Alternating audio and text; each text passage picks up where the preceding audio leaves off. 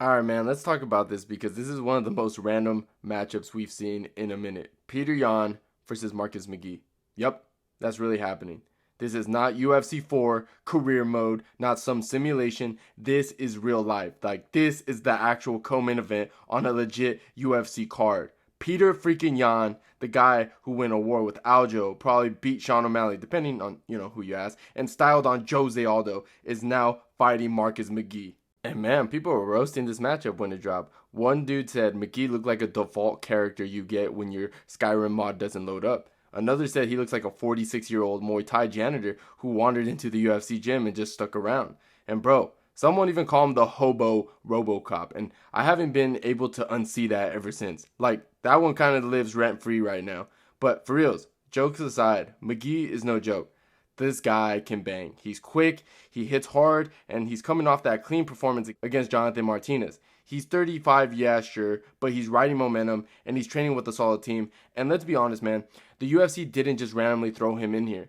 They've seen something. And if he pulls this off somehow, man, we're talking about possibly a title talk. Maybe even a matchup with someone like Song Yadong or a crack at the top 5. Meanwhile, let's not act like Petr Yan is washed because he's obviously not. People love throwing that word around, but come on, man. The guy still has plenty in the tank. He's just been fighting nothing but killers. Back-to-back wins over Song Yadong and Figgy, that's no joke. And yeah, sure, Figgy's technically a flyweight, but Yan handled him clean. No slip up, just business. And that Song fight, that was high-level stuff. It wasn't some lopsided beatdown, but Yan showed flashes of the old version. Slick, footwork, sharp hands, good defense, even mixed in a few takedowns. It felt like he was finally getting back into rhythm. So on paper, yeah, he's got the momentum again. But here's where things get interesting. This is a 3-round fight. Look at my lips. 3. And if you know anything about Petr Yan, you know that he's not really the ideal setup. He's slow. He's kind of a slow starter. He likes to download the data, figure you out, and then break you down round by round. That works great in a 5-round fight, but in 15 minutes, that clock runs fast. And if McGhee comes in like a wild card, all pressure, nothing to lose, things can get dicey real quick. Yan's not exactly a fast starter, and McGhee's the type of guy who'll come in swinging like it's a 5-rounder from the jump. And that's exactly why I'm not completely counting out McGhee out here. He's got that fast twitch explosiveness, those blitz combos, sneaky switch kicks, that southpaw angle. And let's be real, the dude's huge for 135. He's built like a fridge. Every time he fights, the commentary team brings up his size, and they're not wrong. He looks like he's cutting down from like featherweight or something. That frame plus his speed, that can throw off Yan early, especially if McGhee keeps things long and just pours it on before Yan gets into his rhythm. Now, don't get me wrong, I'm not sitting here saying McGhee's about to walk in and pull off some Rocky-style upset, but stylistically, this is one of those tricky matchups where Yan could be sharp from the jump. He definitely is the more polished guy, no questions about it, but McGhee just has enough chaos in the game to steal an early round. Because if this was a 5-rounder, I'd probably be calling it a Yan masterclass, no lie. That longer time frame gives all the room he needs to figure things out and breaks guys down piece by piece. But in 3, that kind of changes everything. Now, you've got McGhee coming in wild, throwing heat early, trying to crash that first window before Yan even gets the boot up. It's not about who's better. It's about who shows up first. And if McGhee clips him early or throws Yan off his game, we might be looking at a real scrap. So let's start with the striking because that's where the fight's gonna live at least early on. And honestly, this is where things get interesting. On one side, you've got Petr Yan, one of the cleanest, most technical boxers in the game. High guard, perfect balance, consistent pressure, always in the right spot to counter. He's calculated. He doesn't waste any type of energy, let's be real. But here's the thing. Yeah, McGhee looks slick early, but he's definitely a field fighter. He likes to hang in front of you, bait reactions, trying to catch you slipping. He'll rip off those tight combos, sure, but sometimes he'll just kind of stiff, Not stuck exactly, but you could tell that he's loading up for some stuff. And against a guy like Yan, that's risky. Yan eats guys alive when they're just standing there waiting to throw. But at the same time, let's not pretend that Yan's some fast starter either. He's known for being a slow burner. Round 1 for him is like a scouting mission. He's not really trying to win. He's just downloading your whole game. And that can open the door for McGhee to take the early lead. If he comes out firing, throwing kicks, blitzing, just making it chaotic, there's a real shot that he snatches round 1, especially if he controls the range and make Yan hesitate. But then again, that's when things flip. Yan's that type of dude who just dialed up little by little. Once he starts reading your timing,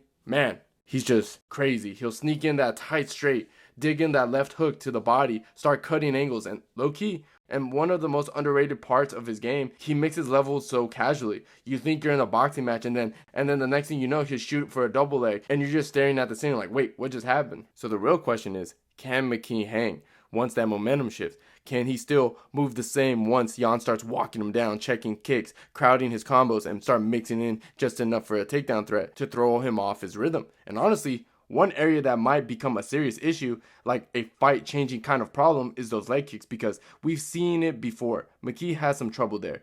Even in the Martinez fight, and yeah, he did look sharp overall, but by round 3, his legs were starting to go. You could see it. Martinez was chopping him up. And look, Martinez is a solid kicker. No hate, but he's kind of one-dimensional with it, if we're going to be honest.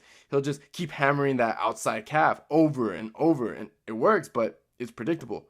Yan, completely different story. He doesn't just spam kicks, he mixes them. Low kicks from both stands, sneaking inside shots when you're just trying to circle out, quick switch kicks to the body, and the part that really messes guys up is the timing. He doesn't just throw them randomly, he waits for the moment, you're about to plant and throw, then boom, he'll chop you down mid-entry. He's not out there throwing 30 to 40 kicks per round, but once he lands, they hurt. They slow you down, and against a guy like McGhee, who relies so much on movement and speed, that could be a real problem. So yeah, the big question is, can McGhee survive the momentum swings? Can he still move like that once Yan starts walking him down, stuffing his combos, chopping the legs, and giving him just enough takedown threat to mess with his rhythm? But let's not act like McGhee's got nothing to offer. He's got some slick tools, man. That left body kick out of southpaw stance, that thing is nasty, bro. He throws it fast, no windup, no setup, just whap to the ribs before you even see it coming. And Yan, he's been touched to the body before. He's tough as nails, no doubt about it, but if McGhee goes downstairs early and often, he might actually earn some respect, especially if he's feigning high and sneaking it under. Now, here's where it gets a bit tricky. Yan doesn't rattle. That's what makes him such a nightmare. You can tag him a few times and even have some success, and he'll just stay calm, and once he figures out your timing, it's a problem. He'll start slipping off just a backhand and fire back with some short combos. Clean stuff. And McGhee, as explosive as he is hittable. Go watch the tape. When the fight slows down, when that early energy fades, the head movement's not really there, he'll stand tall and just eat shots clean. And against a guy like Yan, that's dangerous. And it's not just that Yan lands clean, it's the intent behind it. Every shot has weight. His body punches, those step-in knees, and the occasional uppercuts, it's all layered now. He's not just boxing, he mixes it up. And when he starts tagging the legs, working the midsection, and keep that pressure steady, guys don't fall from one big shot. They fall from the buildup, that slow, painful breakdown over time. And here's something a lot of the casuals don't really talk about when it comes to Petr Yan. His wrestling is super, and I mean super underrated. Like, no, he's not Merab Dvalishvili out there spamming like 20 shots around. But when he's deciding to go for it, man, he's sneaky. Quick level changes, great timing, and once he gets deep on your hips, he's got options. Inside trips, little sweeps, and he has really good top control. It's heavy, just solid fundamentals, dude. And that's what makes him such a tough puzzle. You think you're getting a pure striker, and technically you are. But then the fight starts slowing down, you're getting a little flat-footed in round 2, and then boom, he changes levels, and he's putting you on your back. Guys get hesitant, they stop throwing those kicks that they were landing earlier, they start thinking too much, they're tightening up. Now, yeah, I'm aware that McGhee's rocking a 100% takedown defense in the UFC. Stats look clean on paper, but let's keep it real. Who's even trying to take him down? A bunch of the fighters he fought never shot a takedown on the guy.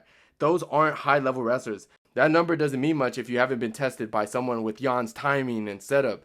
The thing is, Yan doesn't even need to shoot a bunch of times. He just has to mix it in once or twice. That's all he needs to do to throw a guy off. Now, McGhee's thinking about his shots. He's not letting kicks go as freely, He's second-guessing the blitz. That hesitation, that's where Yan's going to start taking over. But, and let's give McGhee some credit here, if he keeps things clean, keeps the range, and uses the early speed and power right away, he's definitely going to live. Like, this ain't some walkover, okay? Yan can be touched early, and if McGhee gets some sharp counters, that check hook, the rear body kicks, and those quick little bursts when guys step in too sloppy, if he times Yan coming in, especially before Yan fully download the reads, he could definitely crack him.